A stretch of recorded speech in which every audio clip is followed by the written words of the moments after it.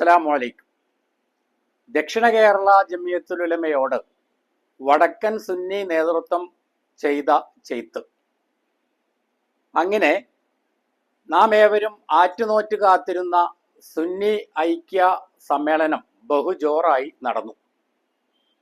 എന്നാൽ പശു ചത്തിട്ടും മോരിലെ പുളിപ്പ് മാറുന്നില്ല എന്ന് പറഞ്ഞതുപോലെ ഈ ഐക്യ സമ്മേളനത്തെ തുടർന്ന് ഉളവായ കോലാഹലങ്ങൾ തുടരുകയാണ്. എന്നാലും എൻ്റെ പൊന്നു വടക്കന്മാരെ, അത്യാവശ്യം ദീനീ സേവനങ്ങളുമായി വളരെ നിശബ്ദമായി പ്രവർത്തിച്ചിരുന്ന ദക്ഷിണയോട് നിങ്ങൾ ഈ മാതിരി ചെയ്ത് ഒരിക്കലും ചെയ്യാൻ പാടില്ലായിരുന്നു. നിങ്ങൾ ഐക്യം ഉണ്ടാക്കിയിട്ട് അങ്ങ് പോയതേ ഉള്ളൂ. അതോടുകൂടി നിങ്ങളുടെ പണി തീർന്നു. പക്ഷെ ഇപ്പൊ അനുഭവിക്കുന്നത് ഞങ്ങളാണ്. പണ്ട് ജോസ് പടിയത്ത് എന്നു പേരായ ഒരു സാമൂഹ്യ പ്രവർത്തകൻ ഉണ്ടായിരുന്നു നമ്മുടെ കൊച്ചിയിൽ. പഞ്ചായത്ത് ഇലക്ഷൻ മുതൽ പാർലമെന്റ് ഇലക്ഷൻ വരെ എല്ലാ ഇലക്ഷനുകളിലും ഒരു സ്ഥാനാർത്ഥിയായിട്ട് അദ്ദേഹം ഉണ്ടാകുമായിരുന്നു. ഒന്നിലും ഇതുവരെ ജയിച്ചിട്ടില്ല. അങ്ങനെ ഒരു പാർലമെന്റ് തെരഞ്ഞെടുപ്പിൽ കലൂർ സ്റ്റാൻഡിൽ ജോസ് പടിയത്ത് പ്രസംഗിക്കുകയാണ്. അപ്പോൾ അദ്ദേഹം പറഞ്ഞു, നിങ്ങൾ UDFും LDFും ഒക്കെ ജയിച്ചിട്ട് അങ്ങ് പോവും, പിന്നെ ഇവിടെ ഇതൊക്കെ അനുഭവിക്കാനും ഈ ആളുകളുടെ കാര്യങ്ങൾ നോക്കാനും ഇവിടെ ഞാനേ ഉണ്ടാവുള്ളൂ എന്ന് പറഞ്ഞതുപോലെയാണ് ദക്ഷിണ കേരള ജമിയത്തുൽ ഉലമായ നിങ്ങൾ ഐക്യത്തിൽ കൂട്ടിയത്. ഇപ്പോൾ നിങ്ങൾ ഉണ്ടാക്കിയിട്ട് പോയി.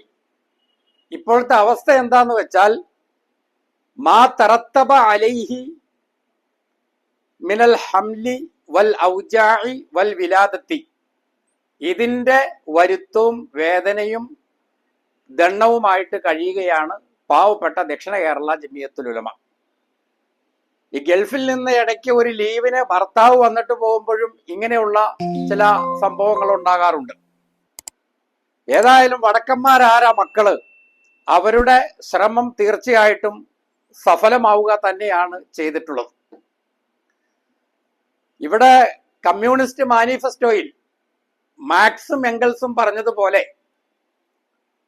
ഇതാ യൂറോപ്പിനെ ഒരു ഭൂതം പിടികൂടിയിരിക്കുന്നു എന്ന് പറഞ്ഞുകൊണ്ടാണ് കമ്മ്യൂണിസ്റ്റ് മാനിഫെസ്റ്റോ തുടങ്ങുന്നത്.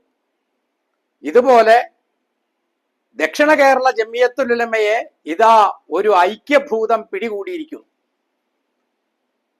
ആളുകൾ ഇങ്ങനെ കൂടോത്രവും മന്ത്രവാദവും ഒക്കെ ചെയ്യാറുണ്ട്. പക്ഷെ ഒരു ജമിയത്തുൽ ഉലമയെ ഈ മാതിരി കൂടോത്രം ചെയ്തത്, ഒരു ഭൂതത്തെ കടത്തിവിട്ട് സംഗതിയാകെ ഹലാക്കിന്റെ ഔലും കഞ്ഞിയാക്കിയത്, അത് വടക്കൻ സുന്നി നേതാക്കളാണ്. അത് ദക്ഷിണ കേരള ജമിയത്തുൽ ഉലമയോടാണ് ഇത് ചെയ്തിരിക്കുന്നത്. ഏതായാലും നിങ്ങളുടെ ബുദ്ധി, നിങ്ങളുടെ തന്ത്രം വളരെ ഫലിച്ചിരിക്കുന്നു.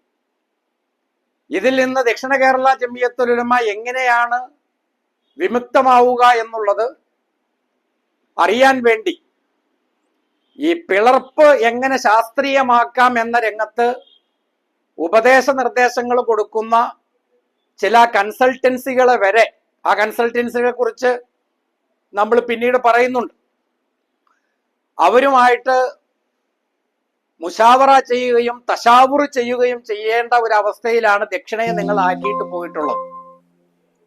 ഏതായാലും